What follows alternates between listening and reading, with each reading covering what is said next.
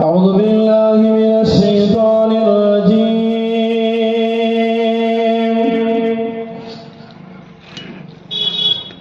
بسم الله الرحمن الرحيم.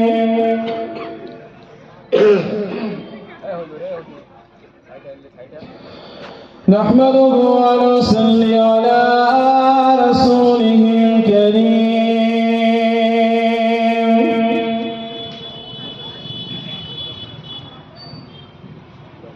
أما بعد فيا أيها الحاضرون رحمنا ورحمكم الله.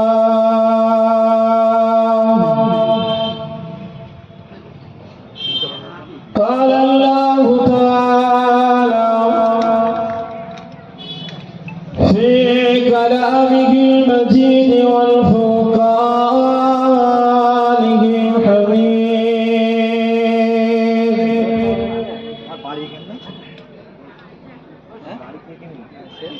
إن الله وملائكته يصلون على النبي يا أيها الذين آمنوا صلوا عليه وسلموا تسليما. اللهم صل على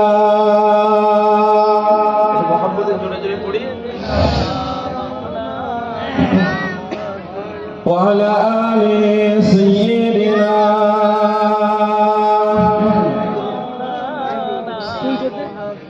وشاهد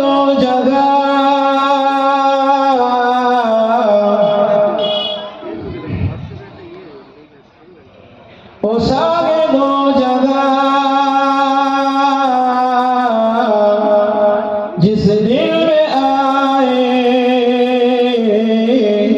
माज़म दोनों जगह से बढ़कर पाए। ओ शागिद जगह जिस दिल में आए दोनों जगह से बढ़कर पाए। नबी का आशिक दोनों लज़्ज़त पिलाता है। जो तो मेरा सब मेरा फलक मेरा ज़मीन मेरा। अगर एक रहे तो मेरा तो कुछ शागिर्द नहीं मेरा। ओ शागिर्दो जगह जिस दिल में आए माज़ा दोनों जगह से बढ़कर पाए। अल्लाहुम्मा सल्ली अला। একটু মহব্বতের সকলে জোরে জোরে পড়ি। وعلى آل سيدنا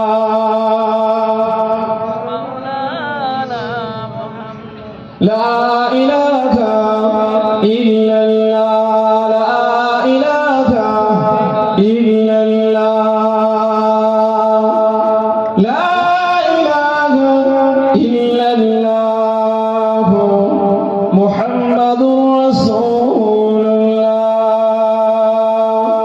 हो गया हमारा सारा आलो पड़े फरिश्ता हो गया मानो सारा आलो पड़े फरिश्ता पड़ीते आछे नो तारा ला इलाहा इल्लल्लाह ला इलाहा इल्लल्लाह ला इलाहा إلا الله لا إله إلا الله لا إله إلا الله محمد رسول الله اللهم صل على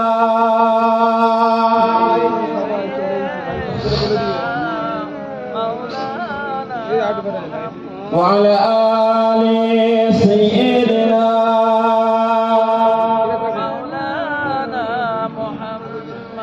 قال الله تعالى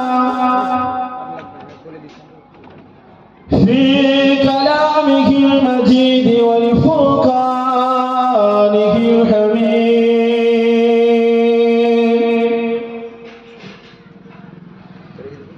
بسم الله الرحمن الرحيم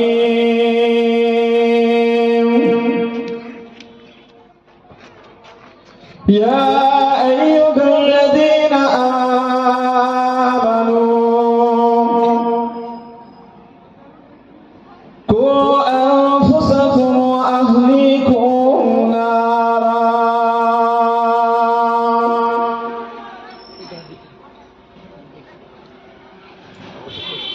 وقال الله تعالى في موضع آخر يا أيها الذين آمنوا اتقوا الله وكونوا مع الصادقين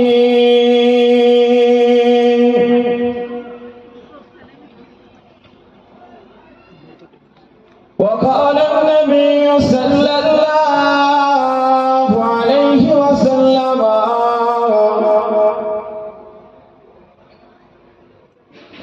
المرء على دين خليله فلينظر أحدكم من يخالل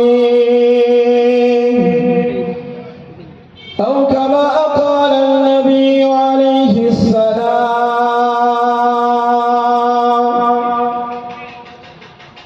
মুআজ্জাজ মুকাররম উলামায়ে কেরাম বিশেষ করে হরিণখোলা দরবার শরীফ থেকে আগত ছোট হুজুর পীর কেবলা রাহমাতুল্লাহ আলাইহি নাতি আমাদের শ্রদ্ধা ভাজন পীরজাদা হযরত মাওলানা মুহিবুল্লাহ হুসাইনি হুজুর কেবলা আজকের এই মাহফিলে স্বনামধন্য সভাপতি মসজিদের সুযোগ্য ইমাম হযরত মাওলানা আব্দুল্লাহ আনসারী সাহেব মসজিদের সুযোগ্য মুয়াজ্জিন সাহেব আমারই পূর্বে আমারই খুব মহব্বতের হযরত মাওলানা সালাউদ্দিন রহমানী সাহেব হুফাজে কালাম হুজ্জাজে কালাম উলামায়ে কারাম সম্মুখে উপস্থিত বিভিন্ন স্তরের সামিঈন ইজরাম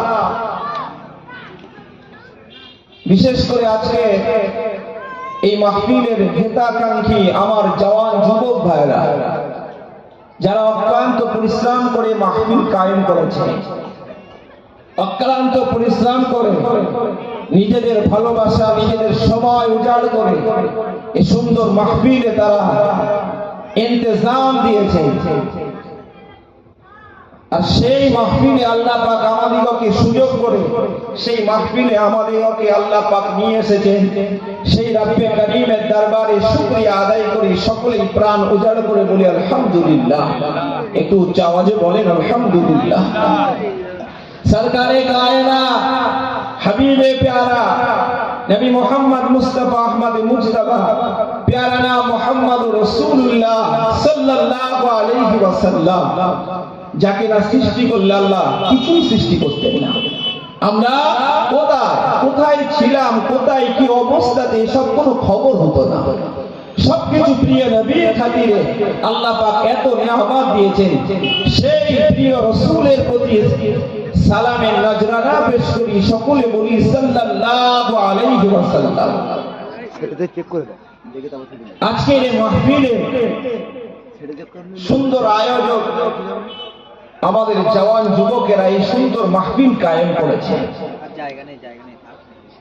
আমরা জানি একটা সমাজ পরিবর্তন হতে গেলে, একটা সমাজকে পরিবর্তন হতে গেলে যুবকরাই পারে পরিবর্তন করতে। ঠিক বলেছি না বলবো? হ্যাঁ, সমাজের বুকে সমাজটা পরিবর্তন করতে হলে যুবকরাই পারে। আবার ওই যুবকই ওই সমাজটাকে ধূলিসাৎ করে দিতে পারে, সমাজটা শেষ করে দিতে পারে। আল্লাহ পাক আমাদের গ্রামে, শুধু গ্রামে নয় প্রত্যেকটা গ্রামের জওয়ান যুবকদের আল্লাহ ইসলামের জন্য কবুল করেন, বলেন আল্লাহুম্মা আমিন। যুবকেরা আগে আসে, আমাদের ঘরের ছেলেরা আগে আসে, আমাদের তরুণেরা আগে আসে। সমাজ নিশ্চিতভাবে সমাজ আর অজ্ঞ থাকবে না, এ সমাজ কখনো পিছিয়ে থাকবে না, এ সমাজ কখনো অবহেলিত থাকবে না। কোথাও অন্যায় বলে সমাজের যুবকরাই কি করবে? প্রতিবাদ করতে পারবে, যুবকরাই পারে।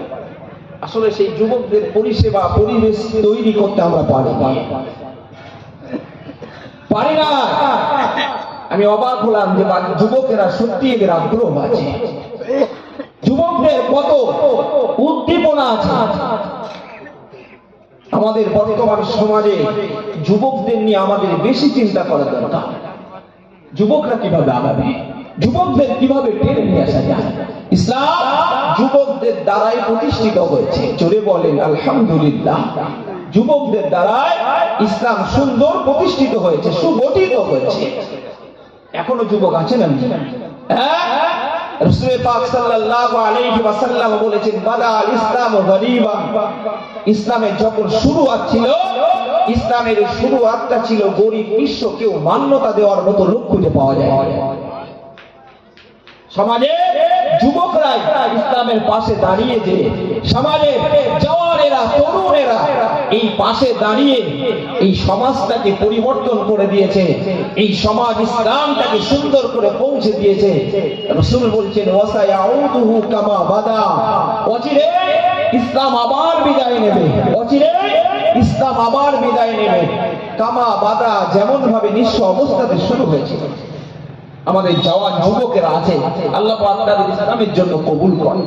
আমাদের যুবকদেরকে আল্লাহ ইসলামের জন্য কবুল করেন, তাদের ইসলামের জন্য তাদের নিবেদিত প্রাণটাকে কবুল করেন। কোরআন শরীফে ছোট্ট একটি আয়াত পড়েছে, আল্লাহ নিজে বলছেন, ইয়া আইয়ুহাল্লাযীনা আমানুত্তাকুল্লাহ। আল্লাহ বলেন, হে ঈমানদারেরা। আল্লাহ অন্য কাউকে বলেন, ঈমানদারদেরকে নির্বাচন করে উপদেশ দিচ্ছেন।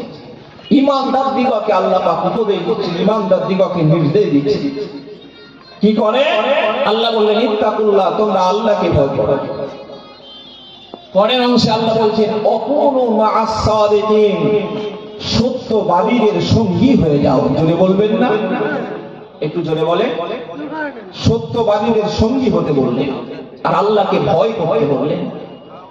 সত্যবাদীদের সঙ্গী যারা হয়, আল্লাহর ভয় তাদের ভিতরে এমনি চলে আসে। আসে না? আসে না? সত্যবাদী যারা হয়, আল্লাহর ভয় তাদের এমনি চলে আসে। তাই আল্লাহ বললেন, ওয়াকুনু মা'আস সাদিকিন, তোমরা সত্যবাদীদের অন্তর্ভুক্ত হয়ে যাও। তার মানে আল্লাহ এই যে সত্যবাদীদের অন্তর্ভুক্ত হতে বললেন, অন্য জায়গাতে আল্লাহ বললেন, ওয়াকুনু মা'আস সালিহিন, তোমরা সালেহ নেককার বান্দাদের সঙ্গী হয়ে যাও। যদি বলে সুন্দর দেখেছে। প্রিয় নবী সাল্লাল্লাহু আলাইহি ওয়াসাল্লাম বলেছেন, তোমরা ঈমানদার ছাড়া কখনো সঙ্গী বানিও না। ভালো সৎ নেক ব্যক্তি ছাড়া সঙ্গী বানিও না, বন্ধু বানিও না। তোমরা বন্ধু যদি বানাতে হয়, তাহলে সৎ ব্যক্তিদের সঙ্গে তোমরা বন্ধুত্ব তৈরি করো। সৎ ব্যক্তিদের সঙ্গে বন্ধুত্ব বলে পরে তোমার জীবন পাল্টে যাবে। আমাদের জওয়ান যুবকদের বন্ধুটা যেন সৎ বন্ধু হয়। নিশ্চিত আমাদের ঘরের ছেলেদের বন্ধুটা যেন সৎ বন্ধু হয়। তাহলে দেখতে পাওয়া যাবে সৎ বন্ধু হলে নিশ্চিত ভাবে আমার ঘরের জওয়ানটা, যুবকটা, তরুণটা কখনো অন্যদিকে ফিরে যেতে পারে না। রাসূল পাক সাল্লাল্লাহু আলাইহি ওয়াসাল্লাম বললেন, আল মারউ আলা দীনি খালিলি। নবী আমার বললেন, প্রত্যেকটা মানুষ তার বন্ধুর চরিত্রে আকৃষ্ট, বন্ধুর চরিত্রে আকৃষ্ট। নবী আমার বললেন, ফালিয়ানজুর, সে লক্ষ্য করা তার উচিত। কি লক্ষ্য করবে? কাকে সে সঙ্গী বানাবে। ফালিয়ানজুর আহাদুকুম মান ইউখালিলি, আমি সঙ্গী বানাবো কাকে? কাকে সঙ্গী বানাবো? আমাকে লক্ষ্য করতে হবে আমার সঙ্গীটা ভালো না খারাপ। আজকে আমাদের সমাজের লোকে, আমাদের ঘরে তরুণেরা, আমাদের ঘরে যুবকেরা, এদের পরিবর্তন না হওয়ার একটাই কারণ, এই বন্ধু এদের ভালো নয়। আমাদের ঘরে যুবকদের, আমাদের ঘরে তরুণদের বন্ধু যদি ভালো হতো, ওদের চিন্তার যদি বন্ধু হতো, আমাদের ঘরের যুবকটাকে, আমাদের ঘরের ছেলেটাকে, আমাদের ঘরের তরুণটাকে পরিবর্তন করাটা সহজ হয়ে যেত। আল্লাহ নবী বললেন, আল মারউ আলা দীনি খালিলি। ও আমার উম্মত, উম্মতিরা, আমি নবী তোমাদেরকে জানিয়ে দিলাম, আমি নবী তোমাদেরকে জানিয়ে দিলাম, প্রত্যেকটা মানুষ বন্ধুর চরিত্রে আকৃষ্ট হয়। বন্ধু কি করে গো? বন্ধু কোন রাস্তায় চলে গো? বন্ধু কি ব্যবসা করে গো? বন্ধু কেমন ড্রেস পরে গো? বন্ধু আমার কিভাবে চলে গো? আমি আমার বন্ধুর মতো চলবো, আমি আমার বন্ধুর মতো খাওয়া দাওয়া করবো, আমি আমার বন্ধুর মতো ব্যবসা করবো। ও সমাজের মুসলমানেরা, আল্লাহ নবী ওই দিকেই তাকিয়ে, ওই জওয়ান যুবকদের দিকেই তাকিয়ে নবী আবার বললেন, ফালিয়ানজুর, ফালিয়ানজুর আহাদুকুম মান ইউখালিলি। ও আবার সমাজের মানুষেরা, যদি বন্ধুই তৈরি করতে হয়, বন্ধু যদি বানাতে হয়, তাহলে লক্ষ্য করতে হবে আমার বন্ধুটা খারাপ না ভালো, আমার বন্ধুটা ভালো না খারাপ, আমার বন্ধুর চরিত্রে আমি কিন্তু আকৃষ্ট হয়ে যাব। সমাজের বুকে হচ্ছে না, হয় না? বন্ধুর চরিত্রে আকৃষ্ট হচ্ছে না, হয় না? হ্যাঁ, সমাজের বন্ধুর চরিত্রে আকৃষ্ট হয়। তাই নবী ১৫০০ বছর আগে বললেন যে প্রতিটা মানুষ তার বন্ধুর চরিত্রে আকৃষ্ট হয়। তাহলে বন্ধুর চরিত্রে যদি আকৃষ্ট হয়, হবে তো অসুবিধা নেই। তবে ফালিয়ানজুর আহাদুকুম, তার লক্ষ্য করা উচিত মান ইউখালিলি, বন্ধুটা তার কেমন হবে। বন্ধুটা খারাপ না ভালো, বন্ধুটা সৎ না অসৎ, বন্ধু আমাকে জাহান্নামে নিয়ে যাবে না জান্নাতে নিয়ে যাবে, এই চিন্তা ভাবনা করে বন্ধু পাকানো উচিত। কে বললেন? আজ থেকে ১৫০০ বছর আগে রাসূলুল্লাহ বলেছেন। আর আল্লাহ বলেছে, ওয়াকুনু মা'আস সাদিকিন, সত্যবাদীদের অন্তর্ভুক্ত হয়ে যাও। বন্ধু বানাবে তো সৎ ব্যক্তিকে বানাও, বন্ধু বানাবে সত্যবাদীদের বানাও। বন্ধু যদি বানাতে হয় অসৎ কাউকে বানিও না। আমার জওয়ান যুবক, আমাদের ঘরে যে সমস্ত সন্তানেরা আছে, তাদের লক্ষ্য করা উচিত গার্জিয়ান হিসাবে আমাদের। আমরা গার্জিয়ান হিসাবে লক্ষ্য করা উচিত আমার ঘরের সন্তানটাকে আমি উপযুক্ত বানাতে গিয়ে আমার ঘরের সন্তানটা, তার বন্ধুটা উপযুক্ত আছে না অন্য কেউ আছে, উপযুক্ত আছে না অনুপযুক্ত আছে। এটা কে বললো? একটু কথা বলে, কে বললো? খোদ রাসূলুল্লাহ বলেছেন। রাসূলুল্লাহ বন্ধু কেমন হবে সে রাস্তা রাসূলুল্লাহ দেখিয়ে গেছে। কিভাবে দেখালো? প্রিয় হাবিব সাল্লাল্লাহু আলাইহি ওয়াসাল্লামের যত বন্ধু ছিল, প্রত্যেকটা বন্ধু খারাপ না ভালো ছিল? একটু কথা বলতে হবে। ভালো ছিল না? হ্যাঁ, রাসূলুল্লাহর প্রধানতম বন্ধু কে ছিল? কে ছিল? হযরত আবু বকর। হযরত আবু বকর বন্ধু তো বন্ধুকেই চেনে। রাসূল বলছেন, আবু বকরকে আমি কখনো মূর্তি পূজা করতে দেখিনি। যদি বলবেন না, আবু বকরকে কখনো মূর্তি পূজা করতে দেখেনি। রাসূলুল্লাহ তো 40 বছর বয়সে নবুয়ত পেলেন। হ্যাঁ, আবু বকর তো মাত্র 2.5 থেকে 3 বছরের ছোট ছিল। তার মানে সেই ছোটবেলা থেকে রাসূলুল্লাহ আবু বকরের সঙ্গে ওটা বসা, ছোটবেলা থেকে। কোথাও গেলে আবু বকরকে বলে যেত, আবু বকর কোথায় গেলে রাসূলকে বলে দিত। এত মহব্বত আর সম্পর্ক ভালো ছিল, এত সম্পর্ক ভালো ছিল। আল্লাহ নবী বলেন আবু বকরের সঙ্গে আমার এতটাই সম্পর্ক ভালো ছিল, আবু বকরকে কখনো মিথ্যা কথা বলতে দেখি না। আল্লাহ নবী বলেন আবু বকরকে কখনো মূর্তি পূজা করতে দেখি না, আবু বকরকে অন্যের মাল চুরি করতে দেখি না, আবু বকরকে কখনো কাউকে গালি দিতে দেখি না। আল্লাহ নবী আমার বন্ধু তৈরি করলেন, হযরত আবু বকর এমন বন্ধু তৈরি করলেন যে বন্ধুটা খারাপ না, যে বন্ধুটা কখনো মিথ্যা কথা বলে না। আল্লাহ নবী ব্যাপারে হযরত আবু বকর বলেন আমি যখন ছোটবেলা থেকে আল্লাহ নবীর সঙ্গে আমার চলাফেরা, আমার ওঠা বসা আমি দেখতে পেলাম, আল্লাহ নবী কখনো মিথ্যা বলতেন না, কখনো গালি দিতেন না, কখনো কাউকে ছোট বড় বলতেন না।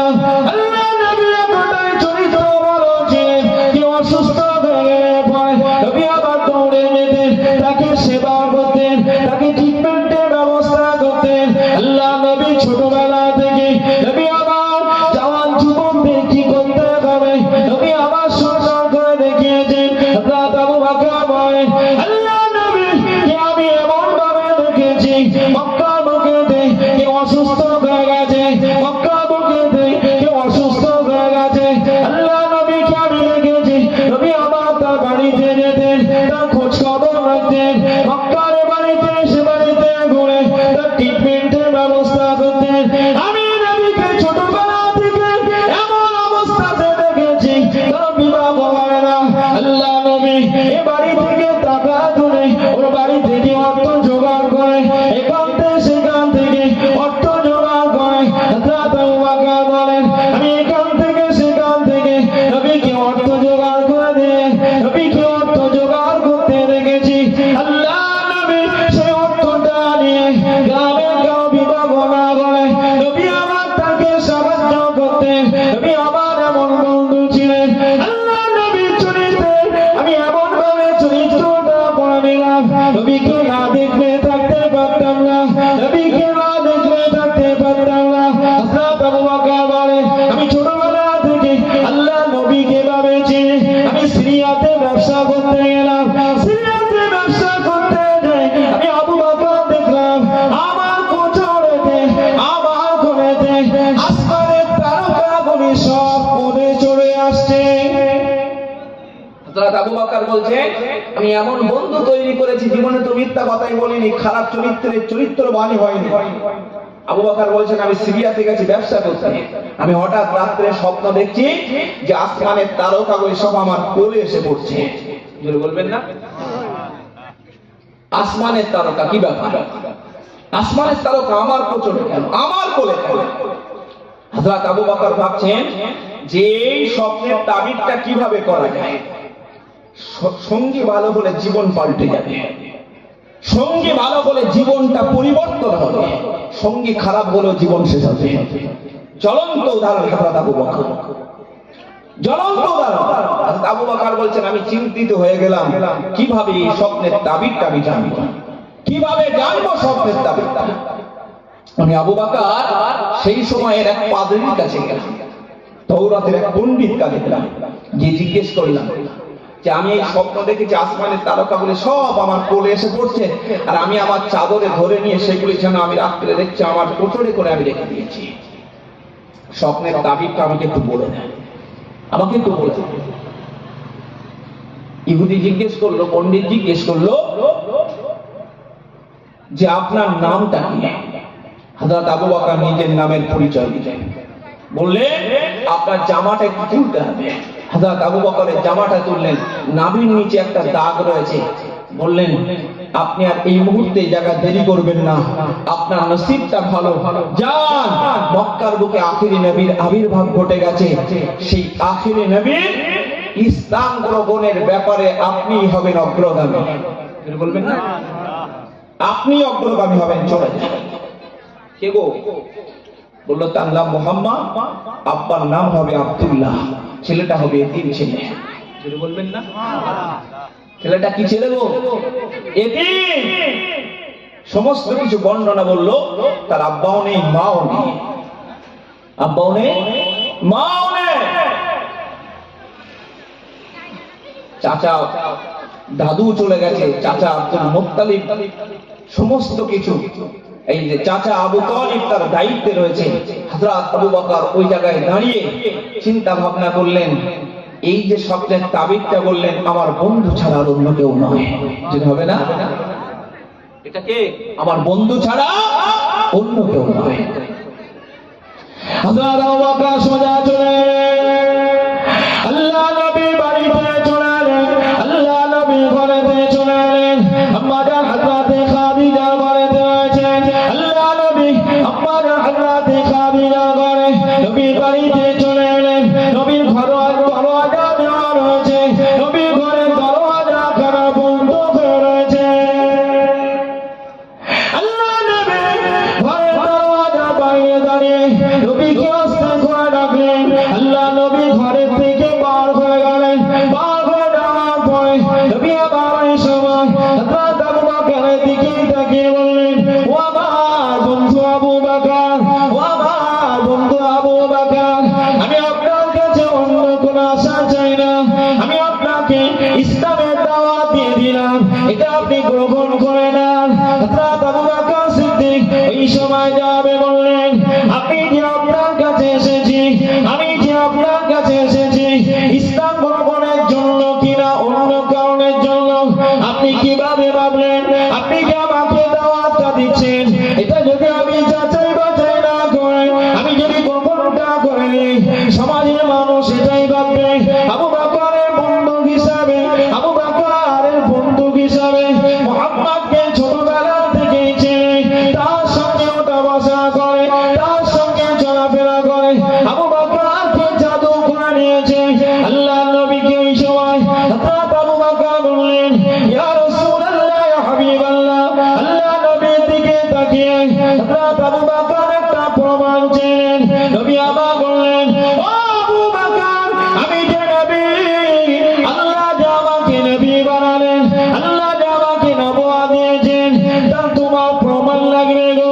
ও আবু বকর, আমি নবী তোমাকে প্রশ্ন করছি, ওই যে সিরিয়াতে যে স্বপ্নটা দেখলে গো, ও আবু বকর, ওই যে সিরিয়াতে স্বপ্ন দেখলে গো, ওই ব্যাখ্যাটা কি বলে দিয়েছে? হযরত আবু বকর আশ্চর্য হয়ে গেলেন, হযরত আবু বকর আশ্চর্য হয়ে গেলেন। আল্লাহ নবীর দিকে তাকিয়ে বললেন, ও আল্লাহ নবী, আপনি যে নবী হয়েছেন এটা আমার আর বিন্দু পরিমাণ সন্দেহ নাই, আপনি যে আল্লাহর তরফ থেকে নবী হলেন এটা আমার বিন্দু পরিমাণ কোনো রকমের সন্দেহ নাই।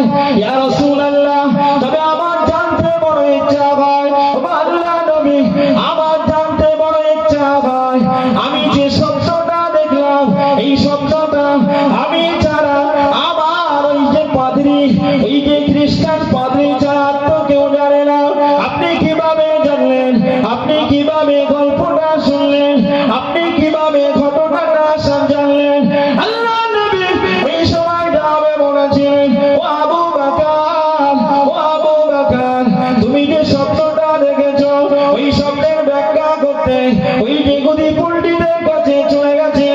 ও আবু বকর, হযরত জিবরাইল আলাইহিস সালাম এই সংবাদটা আমাকে জানিয়ে দিয়ে গেছে, তাই আমি জেনেছি। আবু বকর, তোমাকে দিলাম, তোমাকে দিলাম। বলেন রাসূলুল্লাহ ছোটবেলা থেকে সঙ্গী হিসাবে, বন্ধু হিসাবে মেনে দিয়ে লস হয়েছে না লাভ হয়েছে? লাভ হয়েছে না? ভালো সঙ্গী বানালে লাভ হবে। ওই জন্যই নবী বললেন, ফালিয়ানজুর আহাদুকুম মান ইউখালিলি, বন্ধু বানানোর আগে বন্ধু সম্পর্কে যাচাই বাছাই করা দরকার, যাচাই বাছাই করা দরকার। বন্ধুটা কেমন, খারাপ না ভালো? বন্ধুটা খারাপ না ভালো? আজ সত্যি আছে বিরাট ব্যাপার, আমার আজ আমার শক্তি আছে বিরাট ব্যাপার, বিরাট আমার শক্তি আছে। কালে শক্তি থাকবে না, কালে শক্তি থাকবে না। শক্তিতে বন্ধ হয় না, শক্তিতে সমাজ চলে না।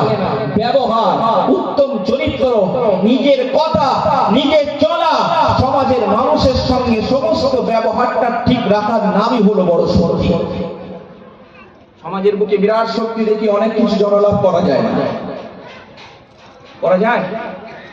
উত্তম ব্যবহার, উত্তম চরিত্র দিয়ে সমাজের কাছে প্রতিষ্ঠিত হওয়া যায়। এটাই মানুষ সারাটা জীবন মনে রাখবে। আমার শক্তি আছে, আজ আছে, এ শক্তি কাজ দেওয়া, এ শক্তি কাজ দেওয়া। আল্লাহ নিজেই বলেছেন, আল্লাহু খালাকাকুম মিন দুফিন। দুনিয়াতে শক্তি আছে বিরাট, তুমি এটা ভেবো না। আল্লাহ যখন সৃষ্টি করেছিল তোমাকে তখন দুর্বল করে করেছিল। দুর্বল না সবল ছিলাম? যখন ছোটবেলায় আমরা জন্মগ্রহণ করেছি আমরা তখন দুর্বল না? আল্লাহ ওই জন্য বললেন, আল্লাহু খালাকাকুম মিন দুফিন। আমাদের যখন আল্লাহ তৈরি করেছেন তখন আমরা ছিলাম দুর্বল। কি ছিলাম? দুর্বল ছিলাম। সুম্মা জাআলা মিন বাদি দুফিন কুওয়া। আল্লাহ কি সুন্দর করে বলছেন, এরপর তোমাদের সেই দুর্বলতাটাকে আমি আল্লাহ দূর করে দিয়ে তোমাদেরকে শক্তিশালী বানিয়ে দিলাম। এটা বলবেন না? আস্তে আস্তে সন্তান বড় হয় না, হয় হ্যাঁ? এবারে তরুণে পরিণত হচ্ছে, আস্তে আস্তে যুবকে চলে আসছে। তাই আল্লাহ বললেন, সুম্মা জাআলা মিন বাদি দুফিন, আমি আল্লাহ তোমাদের দুর্বলতাটাকে দূর করে দিয়ে কুওয়াতা, আমি আল্লাহ তোমাদেরকে শক্তি জুগিয়েছি। দিয়েছে না, দেয়নি? এখন আমাদের শক্তি এসছে, এখন আমাদের বন্ধু বানানোর সময়, এখন আমাদের সমাজের বুকে আমাদের চরিত্রটা ফুটিয়ে তোলার সময়, এখন আমাদের সমাজের বুকে আমাদের মুখ উজ্জ্বল করার সময় এখন শক্তি আছে। আল্লাহ বলেন, বান্দারে আমি আল্লাহ তোমাদেরকে শক্তি দিয়ে দিলাম, দুর্বলতাটাকে দূর করে দিলাম। ও আমার বান্দারে, এবার সেই শক্তিটাকে নিয়ে তুমি অপচয় করো না, ওই শক্তিটা নিয়ে তুমি অবক্ষয় করে দিও না, ওই শক্তিটা তুমি বেকার জায়গাতে লাগিও না। ও সমাজের যুবকেরা, ও জওয়ানেরা, আমি জানি আপনারা ভালো হতে পারে, আমি জানি সমাজের মুখে আপনারা এই সমাজটাকে পরিবর্তন করে পারেন। ও সমাজের যুবকেরা, আপনারা চাইলে এই জলসা মাহফিলটা না দিয়ে এই জায়গাতে গান বাজনা দিতে পারতেন, এটা আপনাদের শক্তির পরিচয় ছিল। কিন্তু আপনারা আপনাদের শরীরের শক্তির পরিচয় না দিয়ে বুদ্ধিমত্তার পরিচয় দিয়ে ভালো কাজে চলে আসছেন। এই ভালো কাজে আসার জন্য আল্লাহ পাকের নবী জানেন, ওয়াশাবুন নাশাআ ফি ইবাদাতিল্লাহ। আল্লাহ বলেন, যে যুবকেরা জওয়ানি হালাতে আমি আল্লাহ পাক আমার ইবাদতে মগ্ন হয়, যুবক হালাতে, জওয়ানি হালাতে ভালো কাজে লিপ্ত হয়, যুবক হালাতে, জওয়ানি হালাতে ভালো কাজে তারা মন দেয়। ওয়াশাবুন নাশাআ ফি ইবাদাতি রাব্বি। আল্লাহ নবী বলেন, যুবক বয়সে কোন বান্দা বান্দি, জওয়ান যুবক বয়সে কোন বান্দা বান্দি ভালো কাজে যদি মনটা দেয়, আল্লাহ পাকের দরবারে কিয়ামতের ময়দানে আল্লাহ পাক তাকে তার আরশের রহমতের ছায়া দিয়ে দেবে। জওয়ানি হালাতের একটা মর্যাদা আছে, জওয়ানি হালাতের একটা মর্যাদা আছে। আল্লাহ দুর্বলতা করে বানিয়েছিলেন, বানানোর পরে এখন আল্লাহ শক্তি দিয়েছেন। আল্লাহ আবার বলছেন, সাবধান, সুম্মা জাআলা মিন বাদি কুওয়াতান, আমি আল্লাহ আবার সেই তোমাদের শক্তিকে জায়েল করে দেব, দুর্বৃত করে দেব। দেবেন না, দেবেন না? বয়স যখন হয়ে যায় শক্তি আর থাকে? হ্যাঁ। সুম্মা জাআলা মিন বাদি কুওয়াতিন দুফা। আল্লাহ এবারে বললেন, তোমাদের শক্তিকে দুর্বৃত করে দিয়ে আবার দুর্বল করে দেব। করে না, করে না? যারা বয়স হয়ে গেছে তারা এক সময় তো এরকম যুবক ছিল, এই ছিল না যুবক ছিল। ওই জন্যে জওয়ানি বয়সের একটা কদর আলাদা, মর্যাদা আলাদা। নবী ওই জন্যই বললেন অশাবুন নাশা ফি ইবাদাতি রাব্বি। কোন যুবক যদি রাতের কোন যুবক গভীর রজনীতে আল্লাহর কাছে দণ্ডায়মান হয়ে আল্লাহর কাছে চোখের পানি ঝরায়, আল্লাহ পাক যুবকদের কথাটাই বেশি শোনেন। জোরে বলে যুবকদের কথাটা বেশি শোনেন। ওই জন্য সৎ বন্ধু বানান, দেখবেন জীবন পরিবর্তন হবে। আমাদের সন্তানদের সৎ বন্ধু আছে কিনা একটু গার্জিয়ানদের খবর নেওয়া দরকার। দেখবে ও বন্ধু ভালো বন্ধু হলে আমার আপনার সন্তানের জন্য চিন্তা করা লাগবে না, কখনোই চিন্তা করা লাগবে না। রাসূলুল্লাহর প্রাণ প্রিয় সাহাবা হযরতে আবু দারদা রাদিয়াল্লাহু আনহু, রাসূলুল্লাহর একজন প্রাণ প্রিয় সাহাবা। আর ওই আবু দারদার আরেকজন সৎ বন্ধু ছিলেন, বন্ধুটা হযরতে আব্দুল্লাহ ইবনে রাওয়াহা। হযরত আব্দুল্লাহ ইবনে রাওয়াহা এই রাসূলুল্লাহর একজন প্রাণপ্রিয় সাহাবা। দুজনের এত বন্ধুত্ব ছিল, কেউ কাউকে একদিন না দেখে থাকতে পারত না, কেউ কাউকে না ডাকলে থাকতে পারত না। হযরত আব্দুল্লাহ ইবনে রাওয়াহা আর হযরতে আবু দারদার এত সুন্দর বন্ধু ছিল, এত সুন্দর বন্ধু ছিল, যেখানেই যেতেন বন্ধুকে বলে যেতেন, যা কিছু খেতেন বন্ধুকে দিয়ে খেতেন, যা কিছু অসুবিধা বন্ধুকে শেয়ার করতেন। হযরত আবু দারদার হযরতে আব্দুল্লাহ ইবনে রাওয়াহা, দুর্ভাগ্য বিষয় হযরত আব্দুল্লাহ ইবনে রাওয়াহা ইসলাম গ্রহণ করে নিলেন। কি করলেন? ইসলাম গ্রহণ করে নিলেন। কিন্তু রাতে দিনে আবু দারদাকে বোঝাতে থাকেন। আবু দারদা বিরাট বড় ব্যবসায়ী, বিরাট বড় ব্যবসায়ী। বন্ধু সৎ বন্ধু বলে কতটা লাভ দেখেন, বিরাট বড় ব্যবসায়ী। সকাল হতে ওনার বাড়িতে একটা ঠাকুর ছিল, বাড়িতে একটা ঠাকুরের ঘর ছিল, তাতে ঠাকুর ছিল। সকাল হতে হযরত আবু দারদা রাদিয়াল্লাহু আনহু যখন ইসলাম গ্রহণ করেনি, তখন সকাল হতে ওই ঠাকুরটাকে ভালো করে গোসল করিয়ে তাকে সুন্দর আতর লাগিয়ে সুন্দর সুগন্ধিময় সেন্ট ব্যবহার করে তাকে সুন্দর কাপড় পরিয়ে, জামা কাপড় পরিয়ে তাকে প্রণাম করে তার কাছে কিছু চেয়ে তারপরে ব্যবসায় চলে যেতেন। কিন্তু হযরত আব্দুল্লাহ ইবনে রাওয়াহা উনি তো ইসলাম গ্রহণ করলেন। বন্ধুকে একাধিকবার বোঝান কিন্তু বন্ধু শোনে না, বন্ধু শোনে না, বন্ধু কোন রকমের কর্ণপাত করে। আবু দারদা বাড়িতে বারবার আসতে থাকে, আবু দারদার ব্যবসাতে যান। ভাই আবু দারদা ইসলামটা গ্রহণ করে নেন, জাহান্নাম থেকে বেঁচে যাবে। আপনি আমার বন্ধু, আমি চাই না আমার বন্ধু হিসাবে আপনি জাহান্নামে যান, আমি জান্নাতে যাই, কখনো চাই না। বারবার বোঝাতে হয় না। বদরের যুদ্ধে সাহাবারা চলে গেলেন।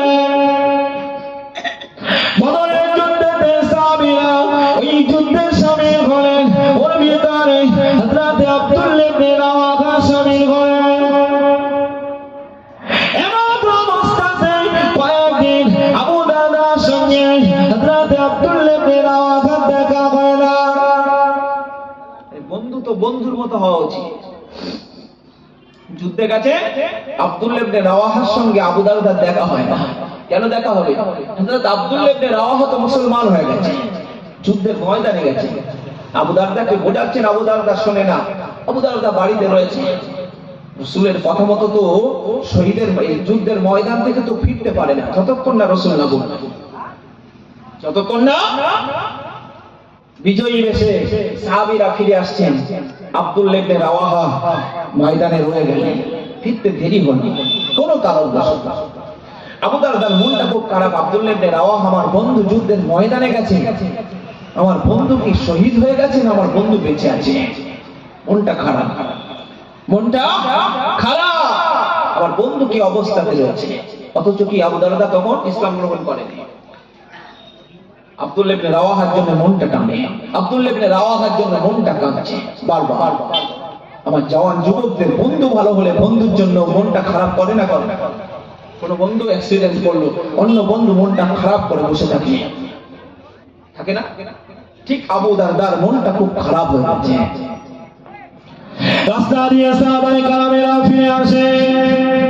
হযরত আবু দারদা রাদিয়াল্লাহু তাআলা আনহু, হযরত আবু দারদা রাদিয়াল্লাহু তাআলা আনহু তখন ইসলাম গ্রহণ করেন নাই। সাহাবীদের দিকে তাকিয়ে বললেন, ও আল্লাহর নবী, সাহাবীরা, ও আল্লাহর নবী, সাহাবীরা, আমার বন্ধু আব্দুল্লাহ ইবনে রাওয়াহা খবরটা কি বলে? আব্দুল্লাহ ইবনে রাওয়াহা বেঁচে আছেন, ইন্তেকাল হয়ে গেছে? আব্দুল্লাহ ইবনে রাওয়াহা হায়াতে আছেন না মারা গেছেন? আব্দুল্লাহ ইবনে রাওয়াহা কি তো দেখছি না। ও আল্লাহর নবী, সাহাবীরা, আপনারা সকলেই তো ফিরে আসছেন, আমি লক্ষ্য করছি আমার বন্ধু আব্দুল্লাহ ইবনে রাওয়াহা কোথায় রয়েছে? আমার বন্ধু আব্দুল্লাহ ইবনে রাওয়াহার সঙ্গে কয়েকদিন যাবত দেখা হয় নাই। কয়েকদিন যাবত দেখা, আমার বন্ধু মরে গেছে, শহীদ হয়ে গেছে, আমার বন্ধুরা বেঁচে আছে, খোঁজ করছে। সাহাবীরা জবাবে বললেন, ও আবু দারদা, ও আবু দারদা, আব্দুল্লাহ ইবনে রাওয়াহার সঙ্গে তোমার অন্তরঙ্গ বন্ধু আছে, আমরা জানি। তোমার মনটা কি বড় খারাপ হয়, মনটা বড় কি খারাপ হয় আব্দুল্লাহ ইবনে রাওয়াহার জন্য। তোমাদের মনটা চিন্তা হয়, তোমার মনটা কি খারাপ হয়ে গেছে। হযরত আবু দারদা বলেন, ও আল্লাহর নবী, সাহাবীরা, আমি আবু দারদা, আমার মনটা বড় খারাপ, আমি বড় চিন্তিত হয়ে গেলাম। আমার আব্দুল্লাহ ইবনে রাওয়াহা, আমার অন্তরঙ্গ বন্ধু কি শহীদ হয়ে গেছে, একটু তোমরা আমাকে খবরটা দাও না। আল্লাহর নবী, সাহাবীরা হযরত আবু দারদাকে বললেন, আল্লাহর নবী, সাহাবীরা হযরত আবু দারদাকে বললেন, ও আবু দারদা, না না, তোমার বন্ধু এখনো হায়াতে রয়েছে, কিন্তু দুর্ভাগ্য বিষয় তোমার বন্ধু তোমাকে ইসলামের দাওয়াত দেয়, তুমি কিন্তু মেনে নাওনি। তোমার বন্ধু বড় দুঃখিত, তোমার বন্ধুর মনে বড় ব্যথিত। ও আবু দারদা, তুমি কিন্তু তোমার বন্ধুর ব্যাপারে তোমার মন যখন খারাপ হয়েছে, আমরা নবী সাহাবী তোমাকে বলছি, তোমার বন্ধুর কথাটা মেনে ইসলামটা গ্রহণ করে নেবে। তাও কানে আসে না, তাও কর্ণপাত করেন না, ইসলাম গ্রহণ করা যাবে না, ইসলাম গ্রহণ আমি করতে পারবো না। হযরত আবু দারদা যুদ্ধ থেকে ফিরে এলেন, এদিকে সাহাবীদের কাছ থেকে শুনলেন, সাহাবীদের কাছ থেকে শুনলেন, কি শুনলেন? যে আবু দারদা আমার ব্যাপারে খোঁজ নিয়েছে। বন্ধু তো বন্ধুর সঙ্গে সম্পর্ক রেখেছেন একটাই কারণে, আমার বন্ধু যেন জাহান্নামী না হয়ে যায়, আমার বন্ধু জাহান্নামী যেন না হয়, আমার বন্ধু যেন ফিরে আসে ইসলামে, আমার বন্ধুকে অন্তত ইসলাম গ্রহণটা করাতে হবে, একটাই উদ্দেশ্য। নবী বলেছেন, ফালিয়ানজুর মাইয়ু খালিলিন, বন্ধু নির্বাচন করো, বন্ধু নির্বাচন করো, সে যেন ভালো বন্ধু হয়। আমার আব্দুল্লাহ ইবনে রাওয়াহা আমার ছোটবেলার বন্ধু, আব্দুল্লাহ ইবনে রাওয়াহা আবু দারদা, আব্দুল্লাহ ইবনে রাওয়াহা বলছেন, আবু দারদা আমার ছোটবেলার বন্ধু, আমি তাকে ছাড়তে পারছি না একটাই কারণে, সে জাহান্নামী হবে আর আমি জান্নাতে হবে, এটা মেনে নিতে পারি না, এটা আমি মানতে পারি না। আমার বন্ধুকে যে কোনো প্রকারে বোঝাতে হবে। মনটা খারাপ, হঠাৎ একদিন হযরত আবু দারদার বাড়িতে আব্দুল্লাহ ইবনে রাওয়াহা গেলেন। আবু দারদা, ভাই বাড়ি আছে? স্ত্রী ঘরের ভিতর থেকে জবাব দিয়ে বললেন, আবু দারদা বাড়িতে নেই, আবু দারদা ব্যবসা, আসুন আপনি বাড়িতে আসুন। হযরত আবু দারদার স্ত্রী বাড়িতে ডেকে নিয়ে গেলেন, নিয়ে গিয়ে একটা ঘরে বসতে দিয়ে ঠিক ঘরের ভিতরে সন্তানদের নিয়ে অন্যান্য কাজে স্ত্রী ব্যস্ত হয়ে গেছে। এই সুযোগ হযরত আবু দারদা বাড়িতে চলে এলেন, এই সুযোগে একটা কুড়ুল নিয়ে গেলেন ব্যাগের ভিতরে করে, একটা কুড়ুল নিয়ে গেলেন। বন্ধুকে পরিবর্তন কি করে করতে হয় উনি ভাবলেন, হয় বন্ধু আমার সঙ্গে আজকে যাবে আর না হয় বন্ধু জুড়বে, যদি হবে না বন্ধু হয় জুড়বে, না হয় বন্ধু আজকে কেঁদে যাবে, দুটোর মধ্যে একটাই হবে, আমার বন্ধুকে ফেরাতে হবে। সোজা আবু দারদার বাড়ি, স্ত্রী তো ঘরের ভিতরে, কিন্তু আবু দারদার জন্য একটা ঘর ছেড়ে দিল, থাকতে বললেন, বসতে বললেন। এই সুযোগে হযরত আবু দারদা কি করলেন, ঠাকুর ঘরের ভিতরে গিয়ে ওই কুড়ুল দিয়ে ও একদম চূর্ণ বিচূর্ণ করে দিল। সোজা বাড়ি আসলেন না, দাঁড়ালেন, সোজা বাড়ি আসলেন না, দাঁড়ালেন।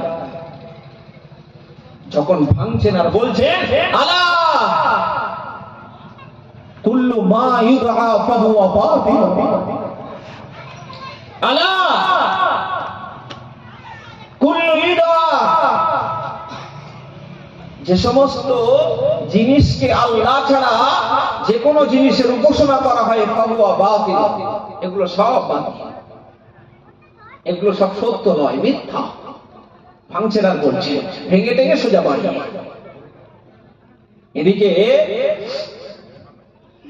আবু দারদার স্ত্রী ঘরের থেকে বার হয়ে মাথায় আর কাজ করে না, ঠাকুর ঘরের দিকে তাকিয়ে দেখে যে ঠাকুর পুরো চুরমার হয়ে গেছে, চুরমার। এবার চিন্তা করছে স্বামীকে কি বলবে, ভয় করছে। আবু দারদা যেমন ভালো তেমন খারাপ, আবু দারদা যেমন ঠান্ডা তেমন রাগী। কি বলবো, আমি তো বসতে দিয়েছি ওনার বন্ধুকে, আর ওনার বন্ধু আজকে বিশ্বাসঘাতকতা করলো, বন্ধু বিশ্বাসঘাতকতা করে চলে গেল।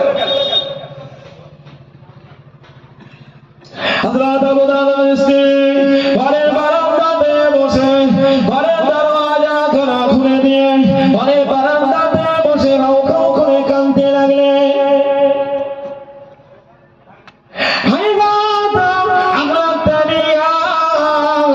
আব্দুল্লাহ ইবনে রাওয়াহা নিজে আফসোস করছেন, নিজে আফসোস করতেন, হায় কথা, হায় আফসোস, হায় আফসোস, আগলাতানি আমাকে ধ্বংস করে দিয়েছে, আগলাতানি আমাকে ধ্বংস করে দিয়েছে।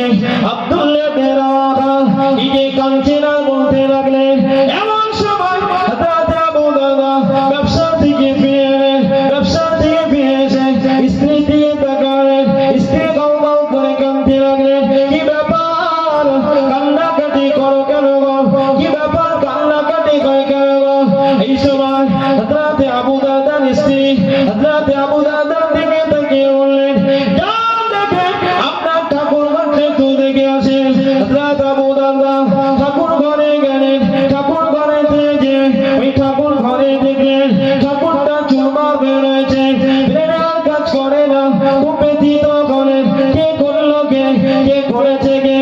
ওই যে আপনার বন্ধু, ওই যে আপনার বন্ধু আব্দুল্লাহ ইবনে রাওয়াহা আপনার ঘরে বাড়িতে এসেছিলেন, আমি তাকে থাকতে জায়গা দিয়েছিলাম, আমি তাকে বসতে জায়গা দিয়েছিলাম, কিন্তু সে এমনটি করবে আমি জানি না। আমার ভুল হয়ে গেছে, আমাকে মাফ করে দেন, আমাকে ক্ষমা করে দেন, আমাকে ভুল বুঝবেন না। ওই সময় হযরত আবু দারদা প্রচন্ড পরিমাণে রেগে গেলেন, প্রচন্ড পরিমাণে রেগে গেলেন। হযরত আব্দুল্লাহ ইবনে রাওয়াহা পায়ে রেগে গেলেন, আব্দুল্লাহ ইবনে রাওয়াহাকে মারবেন, আব্দুল্লাহ ইবনে রাওয়াহাকে মারবেন। এই সিদ্ধান্ত নিয়ে স্ত্রীকে সঙ্গে নিয়ে সোজা আব্দুল্লাহ ইবনে রাওয়াহা বাড়িতে হাজির। বাড়িতে যাওয়ার সঙ্গে সঙ্গে আব্দুল্লাহ ইবনে রাওয়াহা ভাবছেন আজকে হয় থাকবে না হয় যাবে, হয় থাকবে না হয় বন্ধুত্ব যাবে। কেন কেন? বন্ধু আমার বন্ধু বানিয়েছিলাম, বন্ধুর মতো যদি বন্ধু না হয়, বন্ধুর সঙ্গে সম্পর্ক লাভটা কি? বন্ধু জাহান্নামে যাবে আর আমি জান্নাতে যাবে, এটা হয় কি করে? আমার বন্ধু যদি জান্নাতে যেতে চায় তাহলে আমার কথা শুনতে হবে, আমার বন্ধুকে আমার কথা শুনতে হবে। যাওয়ার সঙ্গে সঙ্গে রেগে গেলেন, রেগে গিয়ে বলছেন, ও আব্দুল্লাহ ইবনে রাওয়াহা, তোমার সাহস ভালো, তুমি আমার ঠাকুরটাকে ভেঙে দিলে। আব্দুল্লাহ ইবনে রাওয়াহা মনটা খারাপ করে বন্ধুর দিকে তাকিয়ে বললেন, বন্ধু বিবেকের সঙ্গে একটু লড়াই করে দেখো তো বন্ধু, আমি যাকে ভেঙেছি, আমি যাকে ভেঙেছি ও যদি সত্যি উপকার করতে পারতো তাহলে সে তো আমাকে ক্ষতি করবে, করবে না? করবে না? ও যদি সত্যি হক হয়ে থাকবে, ও যদি সত্য হক জিনিস হবে, ক্ষতি তো আমাকে করতে বলবে। ও যদি ক্ষতি করতে পারে, আমি আর দ্বিতীয় দিন তোমাকে একবারও বলবো না ইসলাম গ্রহণ করতে। আব্দুল্লাহ ইবনে রাওয়াহা দিমাগ খুলে দিল, আল্লাহর সাকিনা রহমত অন্তরে বর্ষণ হয়ে গেল। স্ত্রীর দিকে তাকিয়ে বললেন, আব্দুল্লাহ ইবনে রাওয়াহা ওকে ভেঙে চুরমার করে দিল, আর ও বিন্দু পরিমাণ তাকে ক্ষতি করতে পারলো না। আমার কিসের প্রয়োজন, আমার কিসের প্রয়োজন?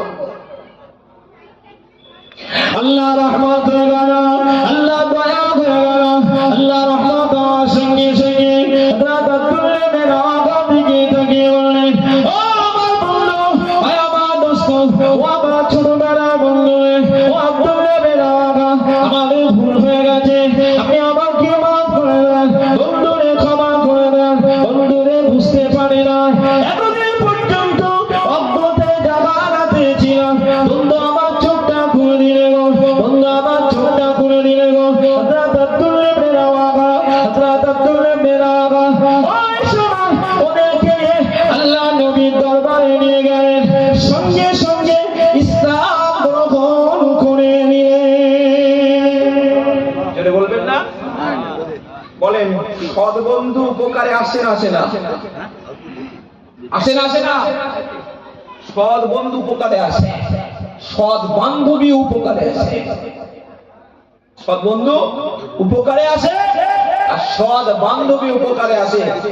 সৎ বন্ধু যদি উপকারে না আসবে তো এমন বন্ধু রেখে লাভটা কিসে? আমার জওয়ান যুবক ভাইদের আমার উদ্দেশ্য, জওয়ান যুবক ভাইরা, বন্ধু করুন, সৎ বন্ধু করুন, বন্ধু করুন, বন্ধুর সঙ্গে মিল মোহাব্বত রাখুন। বন্ধু আমরাও যেন হাসরের ময়দানে একসঙ্গে এক কাতারে এক জান্নাতে থাকতে পারি, এমন বন্ধু তৈরি করে একসঙ্গে এক কাতারে এক জায়গাতে থাকতে পারি। তাহলে আবু দারদার মতো আমাদেরও সম্পর্ক ভালো হবে, হবে না? হবে না? কথা বলে, বন্ধু ভালো হলে সমাজ পরিবর্তন হবে, লেনদেন ঠিক হবে। নবী এমনি বলেনি প্রত্যেকটা মানুষ তার বন্ধুর চরিত্রে চরিত্র। সমাজের মধ্যে দেখুন আমাদের সন্তানেরা বাইরে খেলাতে বার হয় না, হয় না? আমাদের সন্তানেরা বাইরে খেলাতে বার হয় তো। এখন কোন একটা বাচ্চা হাতে চিপস নিয়ে খেতে খেতে খেলছে, আমার ঘরের বাচ্চাটা দৌড়ে এসে আমাকে বলবেন আমার ওই বন্ধু খাবার খাচ্ছে, আমাকে একটা খাবার দিতে হবে। বলবে না? বলবে না? একটু বলার কথা বলে, বলবে। আবার ব্যবসা করছে, বন্ধুত্ব আছে, মনে মনে আমাদের হয় আমার ওই বন্ধুটা এই ব্যবসা করছে, আমি যদি একটা ওই রকম ধরনের ব্যবসা করতে পারতাম আমারও ব্যবসা উন্নতি হতো। হয় না? হয় না? নবী ওই জন্যই বললেন প্রত্যেকটা মানুষ তার বন্ধুর চরিত্রে চরিত্রবান। এই সঙ্গীটা ভালো হওয়া উচিত। সঙ্গী যদি ভালো হয়, সঙ্গী যদি নামাজি হয়, সঙ্গী যদি রোজগার হয়, সঙ্গী যদি ভালো হয়, সঙ্গী যদি ভালো এডুকেটেড হয়, বন্ধু যদি ভালো জায়গায় চলাফেরা করতে হয়, নিশ্চিতভাবে ওই বন্ধু ভালো মাকামে পৌঁছাবে। আমার কথা বুঝতে পারছি? তা না হলে কখনো সম্ভব নয়, কখনো সম্ভব নয়। বন্ধু ভালো করে, বন্ধু ভালো হওয়া দরকার। একজন বন্ধু, আমার বন্ধু যেন নামাজি বন্ধু হয়। আমি নামাজ পড়বো, আমার বন্ধুর হাতটা ধরে বলবো বন্ধু চলো তো মসজিদে আজান হয়েছে, এই সময় নামাজটা পড়ে আসে। বন্ধু নামাজের অক্তের সময় হয়ে গেছে, বন্ধু আর দেরি নয় চলে। বন্ধু গ্রামে কেউ অসুস্থ হয়ে গেছে, আরে যুবকেরাই পারে, বন্ধু গ্রামে অমুক ব্যক্তিটা অসুস্থ হয়ে গেছে, টাকা নেই, ও চিকিৎসা করতে পারে না, বন্ধু চলো আমরা দুজন মিলে কি তিনজন মিলে কি চারজন মিলে আমরা গ্রামে গ্রামে ঘুরে আমরা ওই বাড়ি যিনি অসুস্থ চিকিৎসার ব্যবস্থা করি। হবে না? হবে না? একটু কথা বলেন, হবে। আজকের বন্ধু ভালো নেই, তাই আমাদের সিস্টেম ভালো নেই। বন্ধু ভালো নেই, তাই আমি আমার নিজের জায়গাটা তৈরি করতে পারছি। বন্ধু ভালো হলে আমার নিজের জায়গাটা আমার তৈরি হতো, আমার বন্ধুও তৈরি হতো। তা না হলে কখনোই সম্ভব নয়, কখনোই সম্ভব নয়। আজকে আমরা মনে করছি আমাদের অভাব হয়ে গেছে, আমরা গরিব মানুষ। তাই গরিব বলতে সমাজে আপনি গরিব, এখন সমাজে গরিব খুঁজে পাওয়া খুব মুশকিল আছে। অভাব তো নেই, অভাব আল্লাহ দূর করে দিয়েছে। তাহলে এখন এই সময়ে বন্ধুত্ব সম্পর্ক যার সঙ্গে রাখবো সে যেন নামাজি হয়, সে যেন রোজগার হয়, সে যেন কোরআন পড়নে ওয়ালা হয়, সে যেন ধার্মিক অথবা ধার্মিকা হয়। ধার্মিক অথবা ধার্মিকা হয়। আমরা বলি আমাদের সন্তান ভালো হয় না, আমাদের সন্তান কথা শোনে না, বলি না? বলি না? একটু কথা বলেন। আমরা বলি না আমাদের সন্তান ভালো হয় না, আমরা এটাই বলি সমাজে। কচিরা আমাদের সন্তানেরা কথা শোনে না। আরে সন্তান কথা শুনবে কি? দোষ তো আমাদের, দোষ আমাদের। আপনি বলবেন কি ব্যাপার, দোষ আমাদের কি করে হলো? আমি বলছি দোষ আমাদের। কেন? আমি আমার সন্তানের মা যেটা নিয়ে এসেছি আমার সন্তানের মা যেটা নিয়ে এসেছি ওটা আমার বিয়ে করার সময় একটু চিন্তা ভাবনার দরকার ছিল যে আমি যেটা বিবাহ করছি এটা আমার শুধু স্ত্রী নয়, বরং আমার সন্তানের একজন যোগ্য আম্মা হবে। আমার কথা বুঝে আসছে? সন্তান আজ কথা শোনে না, কত কত আক্ষেপ নিয়ে সমাজের মধ্যে অনেক পিতারা বলে থাকে, অনেক পিতারা বলে থাকে। কিন্তু তার আগে একটু ভাবা দরকার যে আমি আমার সন্তান কথা শুনবে কি, যার নিগরানিতে, যার আঁচলের ছায়াতে আমার সন্তানটা মানুষ হবে, সেটা হলো আমার স্ত্রী, আমার সন্তানের যোগ্য মা। সেই যোগ্য মা নিয়ে আসতে পারি, যোগ্য মা নিয়ে আসতে পারে।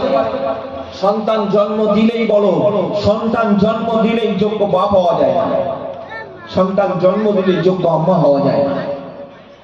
বুঝতে পারেননি? ওই সন্তানকে উপযুক্ত ভাবে তৈরি করে সেই সিস্টেমের ভিতরে ফেলে দিয়ে ওই সন্তানকে উপযুক্ত জায়গায় ছেড়ে দেওয়ার নাম হলো উপযুক্ত পিতা। আমরা বলি কথা শোনে না, শুনবে কি?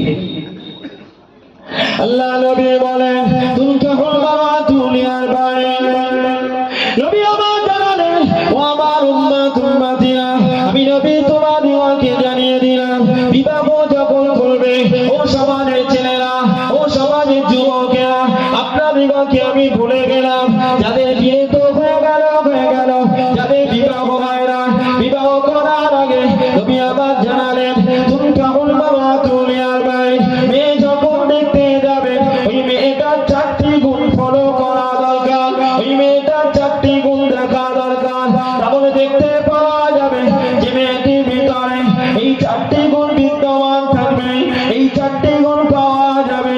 নিশ্চিতভাবে ওই মাটা, ওই মেয়েটা সমাজের বুকে ভালো সন্তান তৈরি করতে পারবে, সমাজের বুকে যোগ্য সন্তান উপহার দিতে পারবে। 4টি গুণ নবী আমার দেখতে বললেন, লিয়ার বাইন নবী আমার বললেন লিমাআলিকা ওয়ালি জামালিকা ওয়ালি হাসাবিকা ওয়ালি দীনিকা।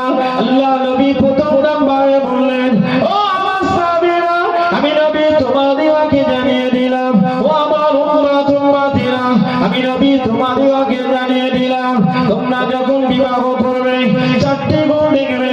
প্রথম নাম্বারে বললেন লিমাআলিকা, ওই মেয়েটা অর্থ সম্পদ আছে কিনা দেখবে, ওই জামালিকা, ওই মেয়েটার সৌন্দর্য আছে কিনা দেখবে।